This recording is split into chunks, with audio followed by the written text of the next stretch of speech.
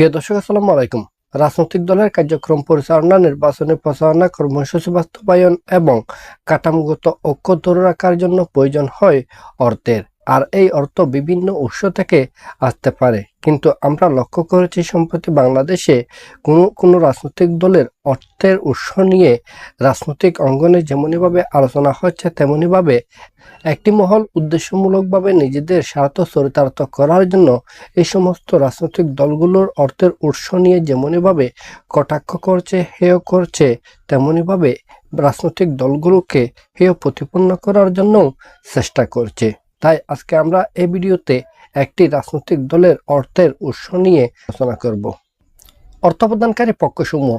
একটি রাজনৈতিক দলে অর্থ প্রদানকারী বিভিন্ন পক্ষ থাকতে পারে। প্রথমত, ব্যক্তিগত অনুদানদাতা। দেশের কোনো নাগরিক, দেশের কোনো মানুষ একটি রাজনৈতিক দলের প্রতি অনুপ্রাণিত হয়ে একটি রাজনৈতিক দলের আদর্শে বিশ্বাসী হয়ে নতুবা একটি রাজনৈতিক দলের কর্মসূচির প্রতি সমর্থন জানাতে সে রাজনৈতিক দলে অর্থ প্রদান করতে পারে। 2. কর্পোরেট বা ব্যবসায়িক প্রতিষ্ঠান।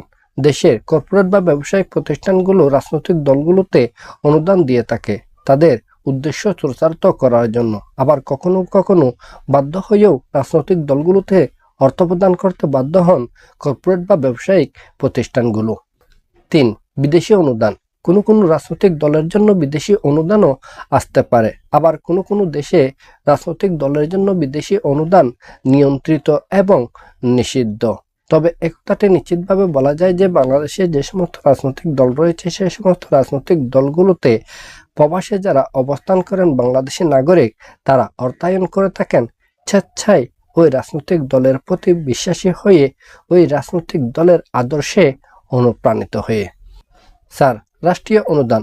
যে সমস্ত রাজনৈতিক দলগুলো নিবন্ধিত এবং তাদের কার্যক্রম স্বচ্ছভাবে পরিচালনা করে থাকে সে সমস্ত রাজনৈতিক দলগুলোর জন্য রাষ্ট্রীয় অনুদান পাওয়ারও সুযোগ রয়েছে। 5. দলীয় সদস্যদের চাঁদা।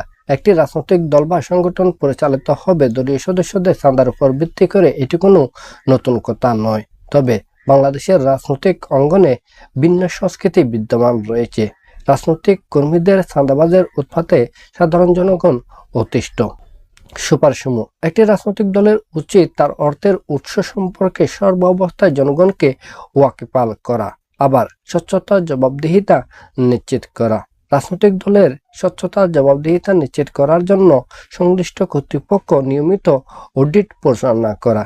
এর বাইরে রয়েছে একটি রাজনৈতিক দলে একটি পক্ষ বা গোষ্ঠী কত পরিমাণ অর্থ প্রদান করতে পারবে তার সীমা নির্ধারণ করে দেওয়া। পরিশেষে একথা নির্দ্বিধায় বলা যায় যে একটি রাজনৈতিক দলের কার্যক্রম পরিচালনা করার জন্য যেমনইভাবে অর্থের প্রয়োজন হয়, তেমনইভাবে এই অর্থ অনুসন্ধান, এই অর্থের উৎস সম্পর্কেও জনগণকে ওয়াকিবহাল করা, জনগণকে অবহিত করা উচিত ওই রাজনৈতিক দলের। নতুবা আমাদের মতো উন্নয়নশীল দেশগুলোতে চাঁদাবাজের উৎপাত হয়, চাঁদাবাজদের তৎপরতা বৃদ্ধি পায়, যার খেসারত দিতে হয় সাধারণ জনগণকে।